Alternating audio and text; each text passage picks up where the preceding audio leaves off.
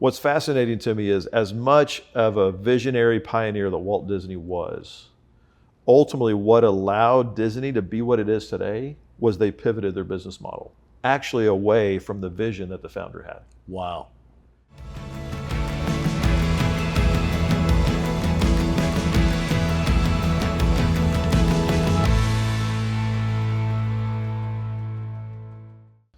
Hey everybody, welcome back to another episode of Between the Lanes. Man, we are so glad that you're with us and tuning in. Every week, our goal is to get you new topics that will better you as a leader. And it's important for you to know that a way you can connect with us even more, if you go to executiveleaders.com or click the link in the bio, you'll see all the different ways that we take these topics and we dive deeper in what we do at the Executive Leadership Institute. So we hope you do that and look forward to connecting with you more. But thanks for tuning in today. We're going to talk about a topic that is relevant to every leader. Before we do that, Dad, give a nugget of any wisdom you have for us right now. Okay, stay focused on the goal. Don't get mired too much in the details. I like it. I like it. Stay focused on the goal. Not my devil's in the details. It is in the details, but if you get pulled down in the weeds too far, you lose perspective and you don't see the forest through all the trees. Lose sight of the goal. Man, that's good. Write that down. Okay. All right. So we're going to dive into a topic today that I think every leader has been challenged with in the last, let's just call it 4 years. And I'm going to title it this way: as a leader, you have to adapt or die. Adapt or die. Here's what we're trying to do as a leader: is challenging our adaptability. Now, one of the things we cover in our cohort is the attitude of a leader. And this topic falls under that, the attitude of a leader that we bring. When I'm a leader who is actually able to take things as they come and be adaptable to what comes my way, there's many ways we're going to look at adaptability today. But my gosh, we live in a ever-changing world. I mean, as of the filming of this, we're in an election year. It's coming up. We know that's going to make all sorts of challenges for many different industries. That's going to have impact on many different leaders. And so this felt like a very relevant topic. It is. As a leader, if I don't know how to adapt, then, okay, die is maybe a little strong, but your business may die. The project you're working on may die if you don't know how to adapt to the circumstances that are around you. So, Dad, I got to be honest with you. Well, I'm going to ask it this way. I'm not going to be honest with you. I'm going to ask you a question. Do you think you're a very adaptable person? No. I want to be.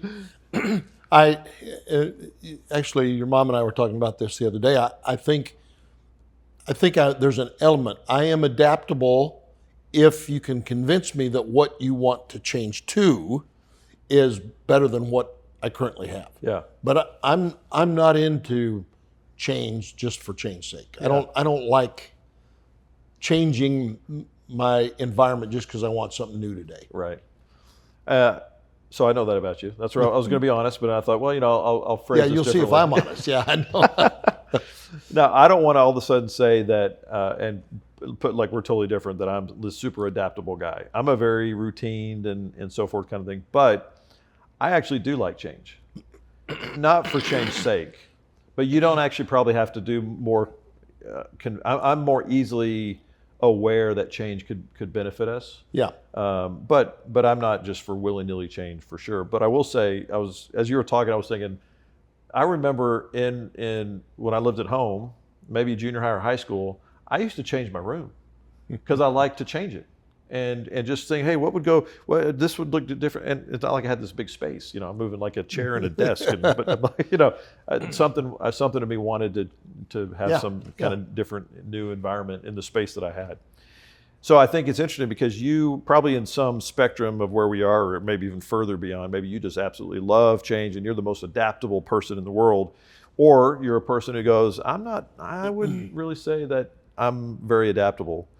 Well, I want to dive in and give us some pointers of how we can learn to be a more adaptable leader, or the ways in which you can actually challenge yourself to be more adaptable. I think this is such a relevant topic because we live in a world that is constantly changing, and if we're unwilling to at least consider change, we will die. Yeah. Your statement, I think, is really good. I think of, for instance, Blockbuster Video. Maybe Yeah.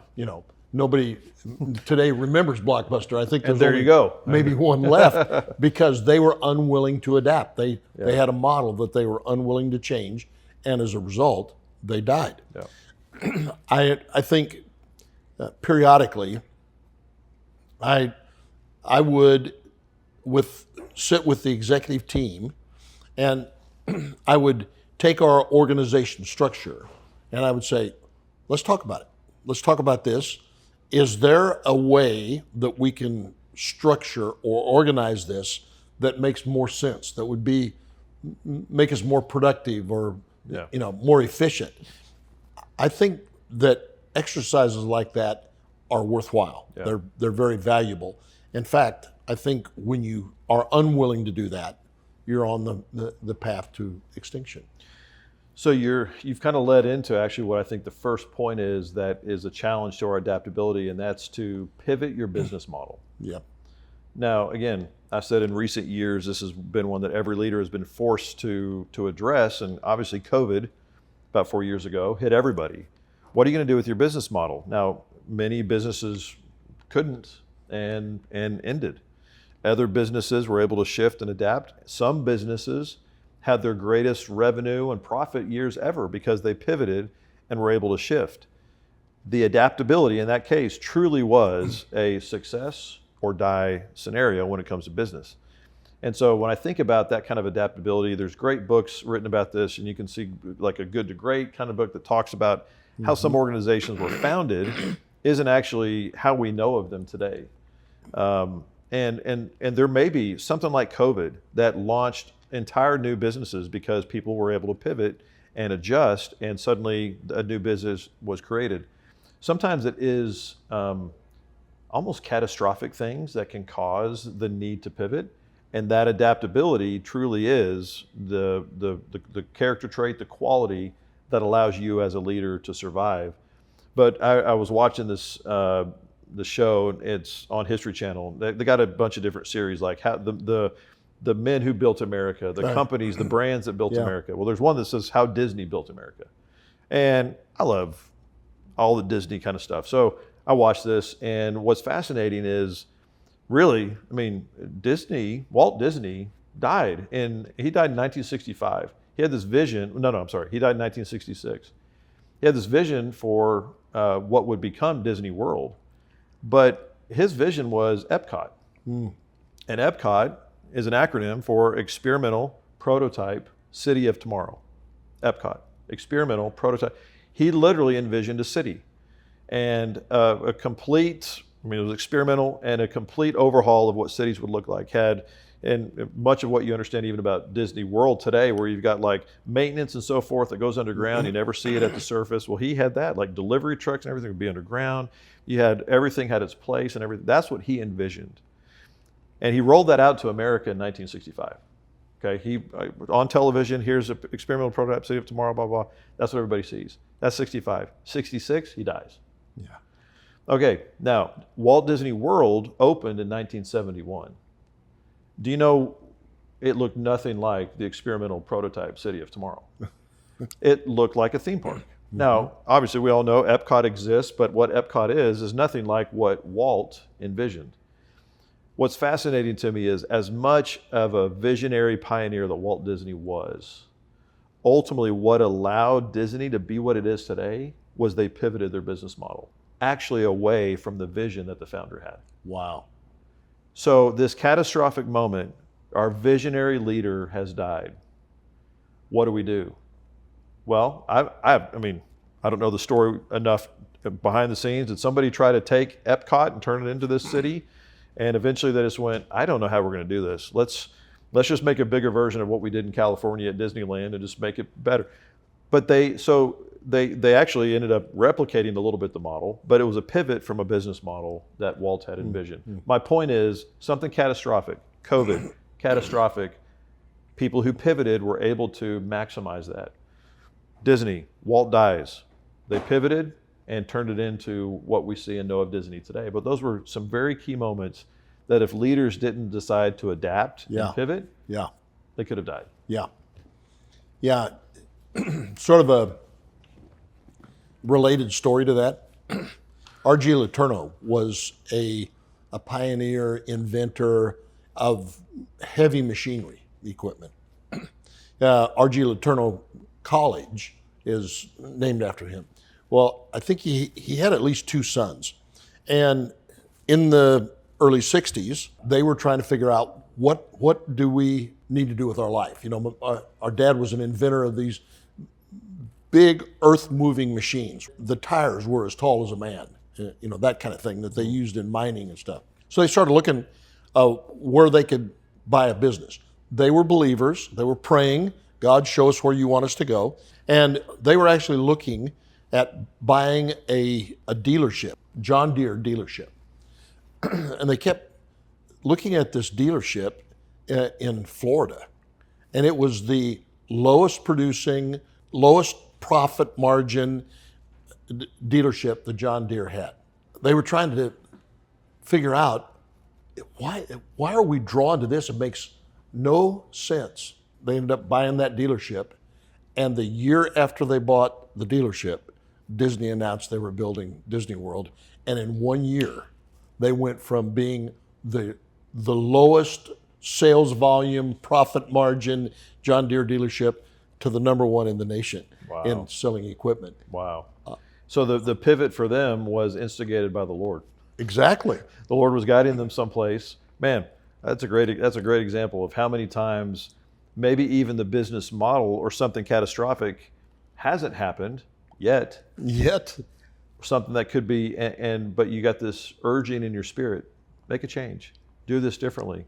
And it may seem crazy, but you do it, and then suddenly what the purpose was happens after that. Yeah, sometimes you're impacted or you're moved to make a change and you don't know why. It's even hard to explain. That was part of their testimony, is we could make no sense of why we felt this urgency to buy this dealership. Yeah.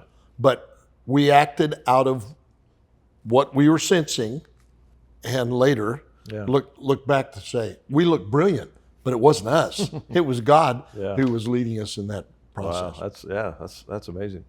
Okay, so second point on being adaptable is a leader's ability to manage or lead a diverse team. So again, many leaders, you start and you're able to build your team. That's great. That's your team. Other leaders, you get promoted into a job or you know whatever, and you've got a team that already exists. Or another scenario is you've got folks who are part of the makeup of your team it's different than how you are wired. So your ability as a leader to adapt to the kind of team that you have absolutely reflects this aspect of adaptability. I was thinking about different leaders who span different industries and what that looks like, you know, whether it's, good grief, Elon Musk, who's doing all the different companies.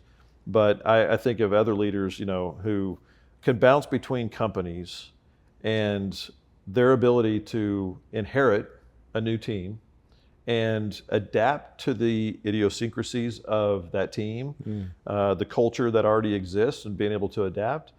Look, as a leader, if you're going to be a strong leader, you have to be able to work with a team that you did not develop and did not create. Now, maybe ideally, that's the kind of team you do grow, but actually reflecting your ability to adapt to the environment around you is, am I able to adapt to a team that I didn't develop and I didn't train, but I now can still lead?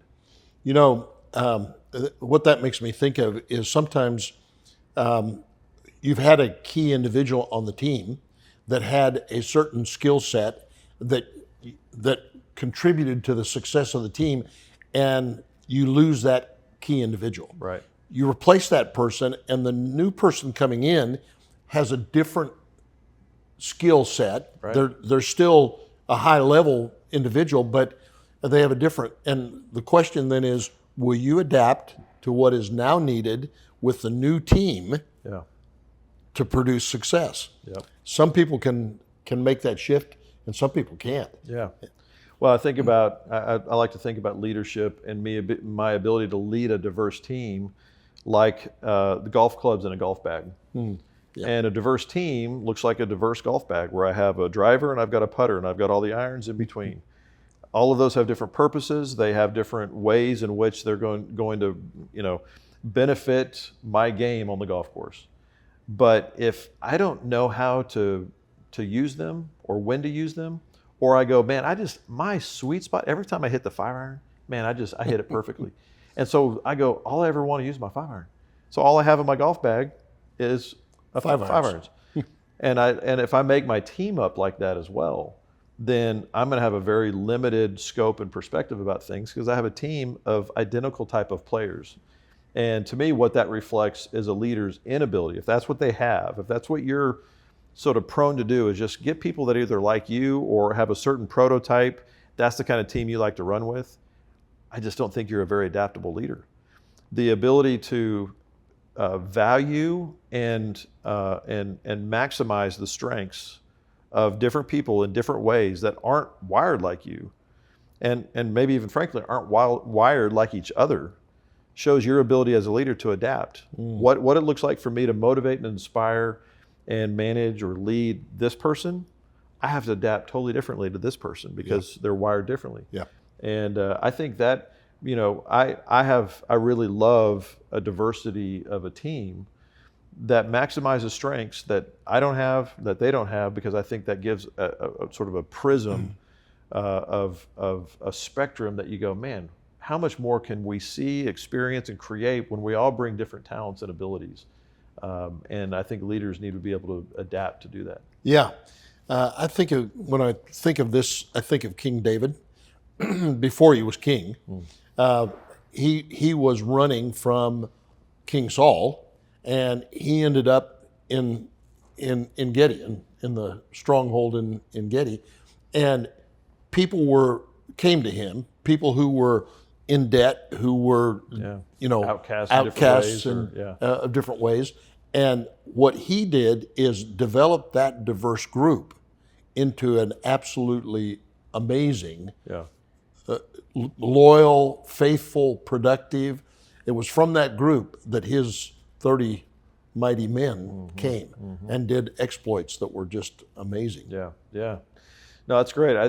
Diverse teams and managing them, I think it's key for any leader to be able to do, and it reflects I would even say the certain level of your leadership, your ability to do that. Not just also lead them, but let me just say beyond working with other teams who you don't lead. Yeah. Now it's talking about the team dynamic, and if I don't have the ability to be able to manage or work with a team that I don't lead, but I can influence them, or I'm connected to them, or they're a stakeholder in some way in what I do. If I'm not able to do that, that's to me the sign of an immature leader. Yeah. I was thinking, just as we were talking there, that, as a parent of 4 children, they all come from the same gene pool, but they're uniquely different. And if I'm going to succeed as a parent, I have to be able to adapt to the uniqueness of each one of the children that God put in my family. Right. Well, in a similar way, as a leader in any organization, you'll have a variety of people who are in various stages of development and maturity and so on, that you will have to adapt to and develop. You'll have to bring out the strengths and help bring healing to some areas of their life, guide them in the way that they should go, and that will take adaptive leadership. Yeah. So another way adaptability is reflected is in a leader is the ability to adopt to new technology. Now this is a very practical one. I want you to think about adaptability because, man, as certainly as we get older, we get comfortable in certain things. Doesn't even have to do with age, really. I get comfortable in a certain system or a way of working, and or something that I've grown used to do, and I know how it works, and and then something new comes along. Man, that challenges you. And I want to say about you, I think I've always been impressed that I think you adapt well to new technology. I'm not saying you're at the forefront, like you're an early I'm not an adopter, early kind of adopter. person, but you're not averse to new technology. And in fact, maybe even getting out of ahead of yourself a little bit. You might want to try a new technology, and be a little dangerous with it. But your willingness, to me, shows an aspect of adaptability that I admire. Well, thank you. I I'm challenged by what I see in technology. There's a learning curve anytime you change. Yeah. You know, okay, my laptop's getting old. I need to get a new one. And the thing I hate is transferring all the files over and getting everything that I had all password protected and everything now up and operating in the new computer. But part of being willing to adapt is being willing to address the learning curve. Yeah. And leading others through it. Yes. So I think what a good adaptable leader is able to make and even foresee before the team where we need to adapt our technology so we can stay ahead. Yep. But then I'm able to also cast vision so the team can adapt to it as well. I think about, we're in the wild west of AI right now. I mean, and what that's going to end up being and looking like across. I mean, it's so much the wild west. It's going to be amazing to watch when it's so normalized in our society. Right now, we're all still getting used to the lingo and how to use it and what we do with it and where all it impacts us, and we're still figuring all that out. And I'm reminded about, I'm in the generation. Of course, you were there too. But right as I was coming out of college is when email was just getting integrated, and the adapting to what it looked like to get email and why would you want to do email and what. And so to look back today and figure there was a time where we didn't have email. How in the world that? There's going to be a time where we look back and we can't imagine the world without AI's influence somewhere. I used to love to talk to my grandfather because when he started out in school, going to school, he rode a horse. There were gasoline vehicles, but not very many. Yeah. Not everybody had them. They were still riding a horse. Well, because he was born in 1900, right? Right. So, I mean, the car was like maybe a year or two away. So by elementary school or whatever, yeah, he was not. So he went from riding a horse to school to space travel in his lifetime. We landed a man on the moon before he passed away. Right. Okay, so I often think about the technological advances that we're experiencing, and like you were just describing, we went from the Apple Tandy computer that played Pong, if you remember Pong, to now what used to take rooms of computing power we hold in our hand in a cell phone. Yeah. And where it's going with AI and beyond, it's like, whoa. Yeah. Yeah. So I think it's just a challenge to every leader that be ready and be able to be adaptable.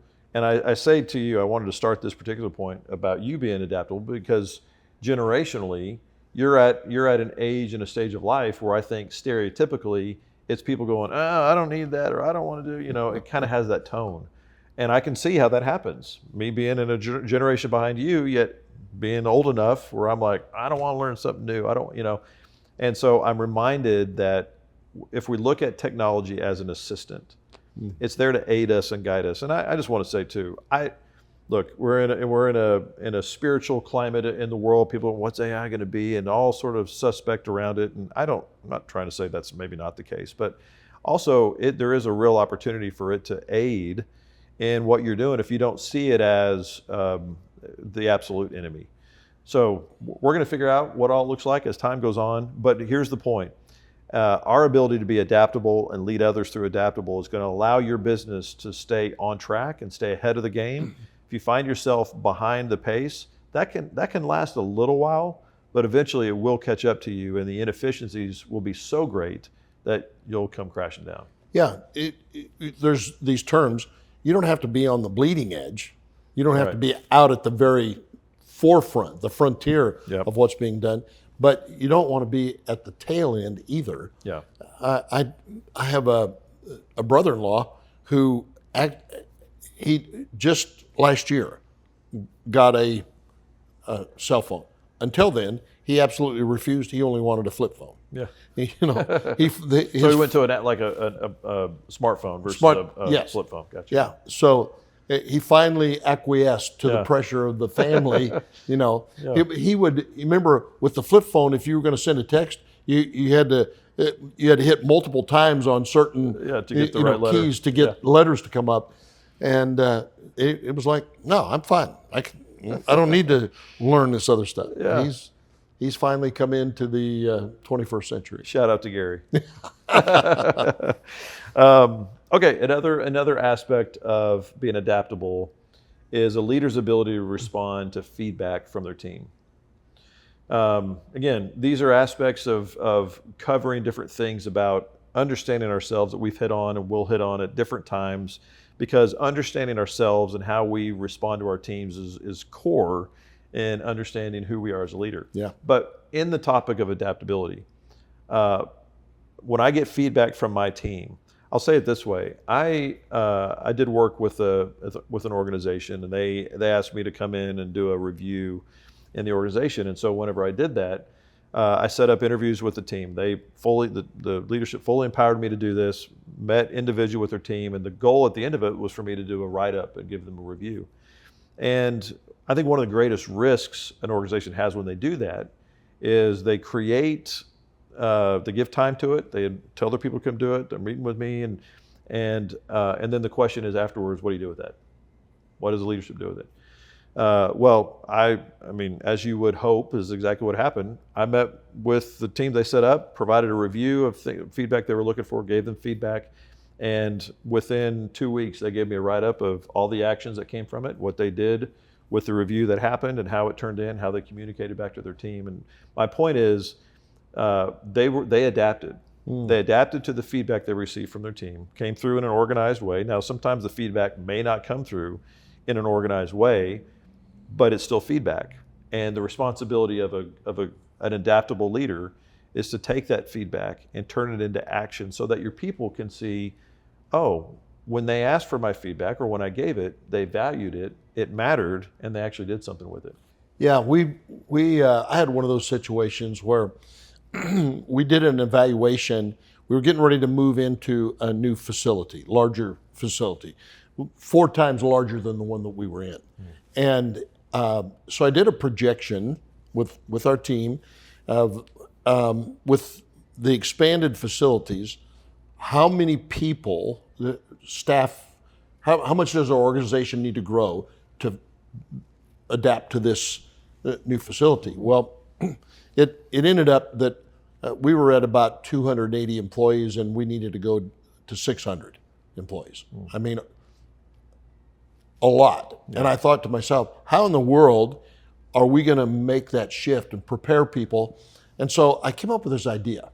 I know what we need to do. What we need to do is we need to develop a training system that's sort of like a school. Like, lawyers, they get continuing education credits, or doctors do. Well, why don't we do that with our team, and we'll actually be the continuing education process.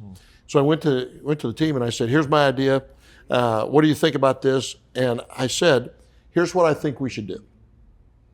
I think we should tell people that they have to participate in this, and they have to take 10 hours of continuing education from our training program in order to qualify for their merit increase. And I was going to mandate it. That was my plan, because I didn't think anybody would do it. And the feedback I got from the team was, well, hold on. you were a part of that feedback. Maybe, you are approaching this as if our team won't willingly participate in this.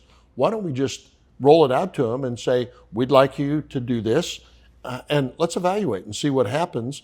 And if they don't, well, then the next year we can sort of mandate the process. Well, it ended up being so I changed, I adapted based on the feedback, and it ended up being one of the most motivating things we ever did. It said things that I never even dreamed of to the staff, and we ran that training program for 4 or 5 years before we adapted it to another.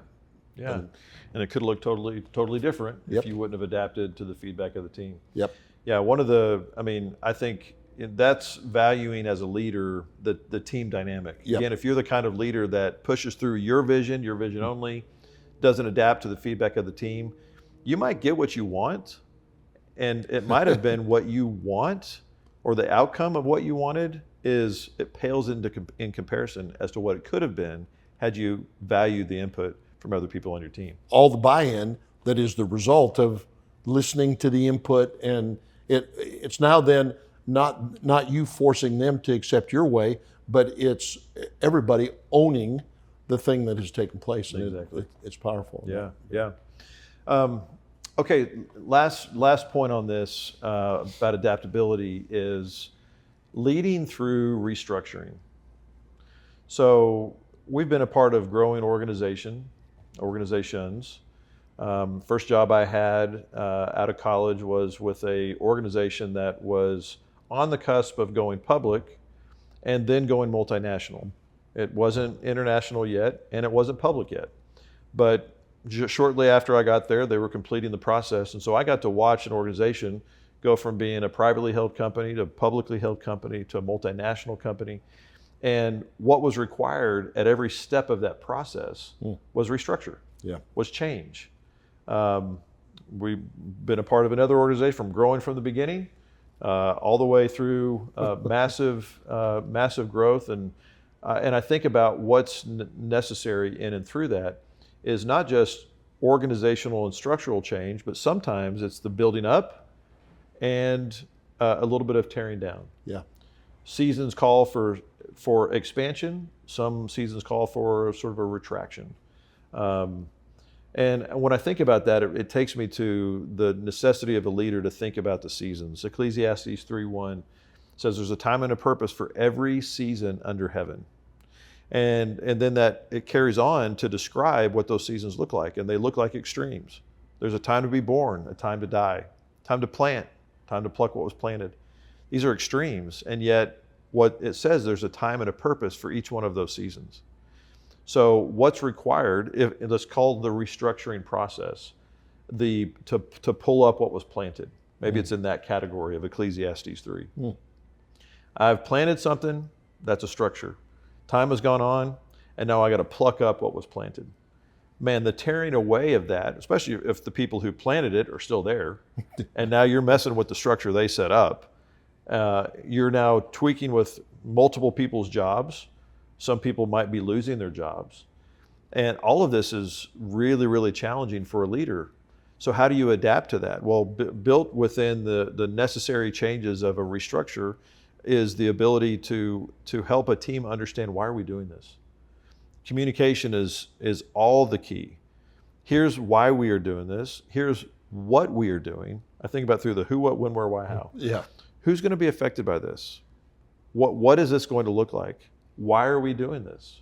How are we going to do this? When is this going to take place? I mean, literally, when you think about the questions to ask, or maybe the questions to answer when you're communicating about restructure, you can literally go through the who, what, when, why. It's simple when you think about how many times communication goes poorly. And you go, if you would have just thought about asking those questions, you probably could have communicated 95% of what's needed by just going through those. Yeah. But that's so key for a leader to be able to adapt to a present reality that now a massive restructure and change requires me to step into a space that I've got to now cast a vision for a team, for a change that's going to affect a lot of people. Yeah, I think communication is king when you're talking about that level of transition or change. Too often, if there's a mistake that is made in these things, it's forcing the change too quickly. You need to consider who's going to be impacted, how they're going to be impacted, what things need to change, what things are going to go away, what things need to be added. And while you're doing all of that, that's hard work in itself. You need to communicate the motive for what you're doing to the people that are going to be impacted. Yeah. And too often we do the hard work of figuring out what is needed without considering the emotional impact on the people in the organization. Yeah. If their job's going away, are we going to have another job for them? Do we need to help relocate, transition them to another skill set that they can remain in the organization? Those are big things. They're big things, and oftentimes why it happens too quickly, to your point, is we've waited too long. Yeah. And so when an organization waits too long to make a change and they haven't been adaptable on the early side of it, now they're forced to make the change and got to do it quickly. Yep. And they don't have the capacity. Capacity meaning any number of things. Capacity in terms of time, capacity in terms of dollars, whatever it is that's motivating the change, they don't have it. So it's got to happen quick. But a leader who's able to look ahead of that, make the tough choices and decisions to be adaptable early on, now makes the process of a transition, a restructure, it's always going to be challenging and difficult because change is hard. Yeah. Nobody loves change. But when you have enough time and capacity in your own understanding, your own time to communicate, I believe when people really get a picture of why you're doing it, the vision that you have for change, if you can explain that well enough, then people can actually get behind it. But you can only do that if you have the capacity in your own schedule and your own thinking and your own ability to communicate, and you give it enough time to do so.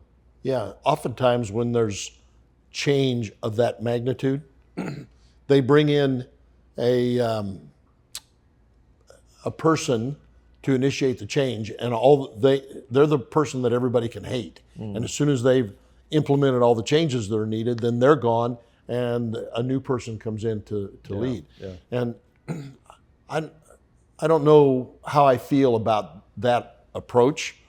I prefer, in my own thinking, an approach that says we care about people, we care about the organization, and we're actually stewarding not only the assets and the resources of the organization, but that includes the people who make up the organization, and we're going to treat them with respect and kindness in the transition part.